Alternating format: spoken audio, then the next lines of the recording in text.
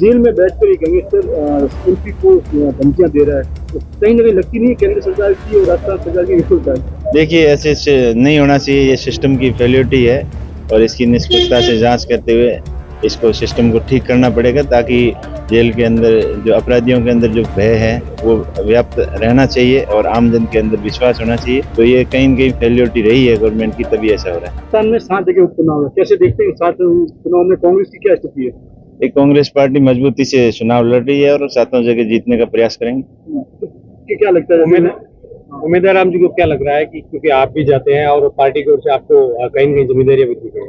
देखिए, सब जगह स्थिति अच्छी है और सभी जीतने के लिए अच्छी मेहनत कर रहे हैं। जो टीमें लगाई हुई है, सभी नेताओं को अलग अलग एरिया की जवाबदारी सौंपी हुई है और अपनी जवाबदारी निभाते हुए सभी अच्छी मेहनत कर रहे हैं और प्रयास रहेगा कि ज्यादा से ज्यादा सीटें जीतें। कांग्रेस पार्टी का लोकसभा में गठबंधन था, अभी गठबंधन नहीं है और ऐसे में खींवसर सहित कई सीटें प्रभावित होने की संभावना है।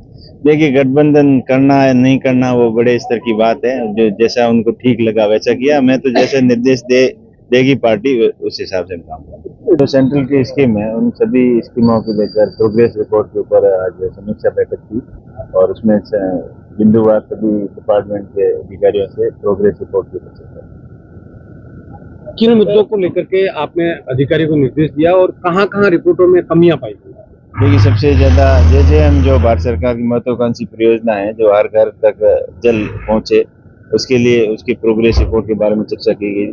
तो उसमें बहुत सारा अनियमितताओं की शिकायत आ रही थी पिछले दिनों से और हर घर तक नल तो लगे हैं और कई जगह लग रहे हैं और कई जगह 100% काम पूर्ण बता दिए, लेकिन पानी घर तक पहुंचना अभी तक असंभव सा लग रहा है। तो उसके बारे में डिटेल में निर्देश दिए गए कि कैसे भी हो पानी घर तक पहुंचे और जो पैसे खर्च हो रहे हैं उसका पूर्ण रूप से सदुपयोग हो। उसके साथ विद्युत विभाग की बहुत ज़्यादा अनियमितताएं हैं। जो सेंट्रल की स्कीम है उसके तहत बिजली जो डिस्ट्रीब्यूशन सिस्टम और जो सिस्टम अपग्रेडेशन है, जिसमें लोड कैपेसिटी बढ़ाना, नेजीएसएस जो स्वीकृत हुए हैं उसकी क्या प्रोग्रेस है, उन सभी विषयों को लेकर विस्तृत चर्चा है।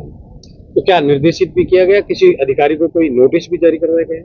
देखिए, सबको अब आज तो पहली बैठक थी और नेक्स्ट बैठक होगी तब तक पूरी प्रोग्रेस रिपोर्ट के साथ में वापस नेक्स्ट मीटिंग होगी, तब तक पूरे जो निर्देश दिए उसके अनुसार काम नहीं करेंगे तो आगे नोटिस वगैरह की सारी कार्रवाई होगी। ऐसा भी है कि श्रम विभाग का कोई अधिकारी यहाँ मौजूद नहीं होने के लिए उसको नोटिस भी जारी करने में बिल्कुल श्रम विभाग को यहाँ आना चाहिए था, आया नहीं। श्रम विभाग की सेंट्रल की स्कीम है जो श्रमिकों के जो कार्ड बनते हैं उनकी ESIPF के वो उनके बच्चों को शिक्षा की छात्रवृत्ति है, शादी के जो फायदे हैं, जो सेंट्रल की स्कीम है, उन सब के बारे में उनको यहाँ उपस्थित होकर बताना चाहिए था, लेकिन वो आए नहीं थे, उनको नोटिस दिया।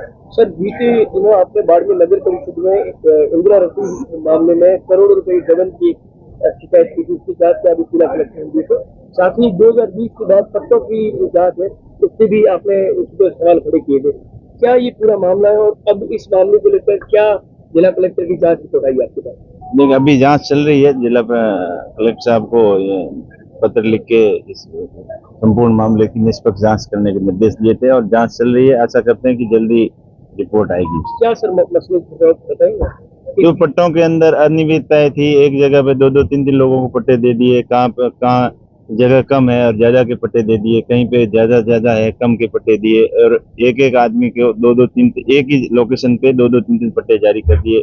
कुछ सरकारी जमीनें थी उसके ऊपर अवैध रूप से पट्टे दे दिए थे। ऐसी बहुत सारी शिकायतें आई थी, इसलिए उसको निष्पक्ष जांच कराने के लिए आदेश दिए और कलेक्टर साहब ने कमेटी गठित करके जांच कमेटी गठित कर दी है और उसकी जांच चल रही है। सर, आपका ही बोर्ड है सर, करोड़ों का गबन की जो बात सामने आई है, वो क्या शिकायत है? उसकी इंदिरा रसोई मामले में जो नगर परिषद में करोड़ों की गबन की बात आपने शिकायत की है, ये क्या मामला है? देखिए, इंदिरा रसोई में जो मटेरियल सप्लाई हुई थी वो उसके अंदर अनियमितताएं आई थी और कुछ सामने आया था कि मोटरसाइकिल के नंबर पे भी बिल उठा लिए गए थे। इन सभी समस्या जो शिकायत आई थी उनकी निष्पक्ष जांच के आदेश दिए हैं और जांच चल रही है।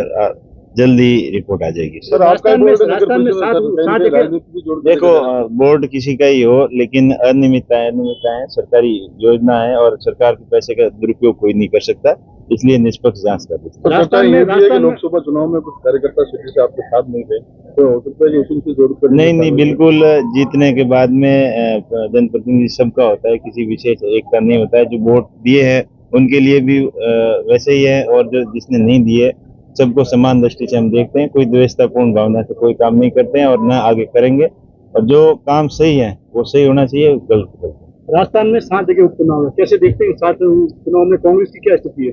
एक कांग्रेस पार्टी मजबूती से चुनाव लड़ रही है और 7 जगह जीतने का प्रयास करेंगे।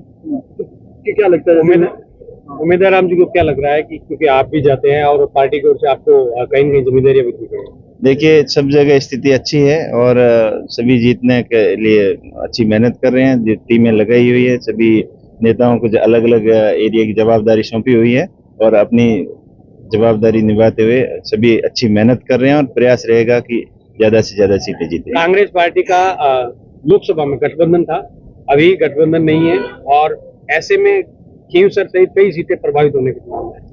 देखिए, गठबंधन करना है नहीं करना वो बड़े स्तर की बात है, जो जैसा उनको ठीक लगा वैसा किया। मैं तो जैसे निर्देश देगी पार्टी उस हिसाब से काम करूंगा। जेल में बैठकर ही गैंगस्टर एमपी को धमकियां दे रहा है, तो कहीं ना कहीं लगती नहीं है केंद्र सरकार की और राजस्थान सरकार की विफलता है? देखिए, ऐसे नहीं होना चाहिए, ये सिस्टम की फेल्योरिटी है और इसकी निष्पक्षता से जांच करते हुए इसको सिस्टम को ठीक करना पड़ेगा, ताकि जेल के अंदर जो अपराधियों के अंदर जो भय है वो व्याप्त रहना चाहिए और आमजन के अंदर विश्वास होना चाहिए।